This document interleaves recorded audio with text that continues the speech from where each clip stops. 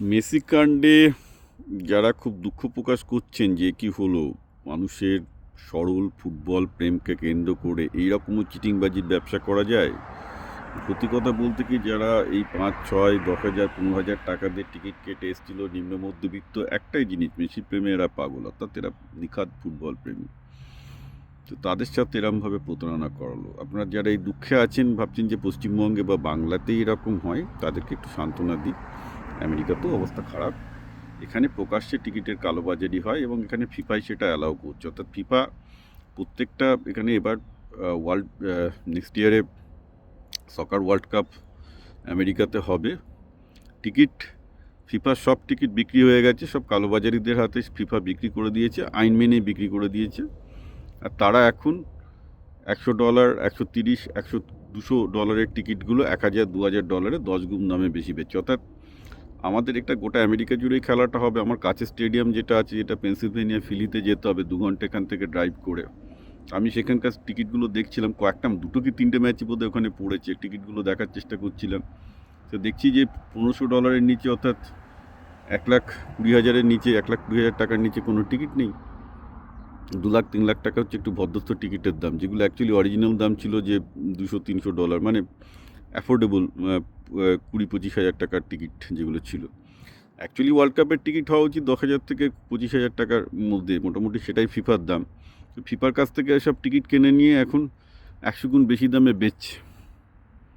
এবং মানে ব্যবসাটা আর ব্যবসা নেই আর কি, মানে যে ফুটবলে যেটা হয়ে গেছে, ফুটবলে এই ব্যবসা ঢুকে গিয়ে এরা ফুটবল প্রেমী লোকেদের কথা একদমই ভাবে না, ব্যবসা করছে 10 গুণ টিকিটের দাম আমেরিকাতেও। এবং এবার যেটা হয়েছিল, এবার এই ফিফা কাপে আমেরিকাতে এই কালোবাজারি যারা করেছে না, পরে যেটা হয়েছিল $200 টিকিট $2,000 বেচতে গিয়ে একদম যেদিন খেলার দিনকে $40 বেচতে বাধ্য হয়েছে। তো আমি এখন অপেক্ষা করে আছি, আমি যা দেখতে পাচ্ছি আগে থেকে টিকিট কেটে কোনো লাভ নেই। আগের দিনে টিকিট কাটলে উল্টোপাল্টা 1 লাখ 2 লাখ টাকা দিয়ে টিকিট কাটতে হবে।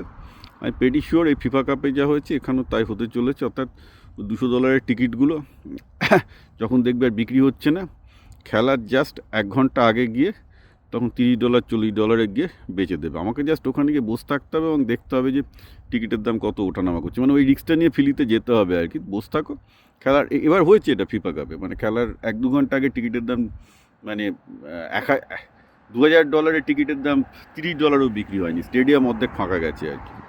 হ্যাঁ, তো এই কালোবাজারি চলছে আর কি। মানে কালোবাজারি, সবচেয়ে মজার ব্যাপার হলো যে ইউএসএতে কালোবাজারিটা লিগাল। মানে ফিফায় যে টিকিটগুলো বিক্রি করে দিয়েছে, এবং এগুলো সব ফ্রি টিকিট, এগুলো যদি টিকিটগুলোর সাথে সাথে যদি একটা আইডেন্টিটিতে বিক্রি করা হতো যে না, তোমার টিকিট তুমি অন্য কাউকে বেচতে পারবে না, তাহলে কালোবাজারি আটকানো যেত। কিন্তু ফিফা বলছো সব আমি কেন করতে যাব? আমি দেখতে পাচ্ছি, আমি যদি মার্কেটে কালোবাজারির কাছে টিকিটগুলো বিক্রি করে দিই, আমার যার দাম আমি তো পেয়ে গেলাম, আমার টাকাটা তো উঠে গেল।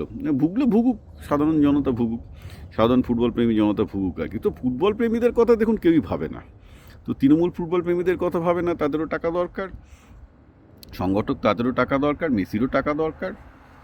আবার আমাদের এখানে আমেরিকাতেও তৃণমূলকে গালাগাল দিয়ে কী করবে? আমেরিকাতে তো ফিফা একই কাজ করছে, সব জায়গাতেই এক অবস্থা।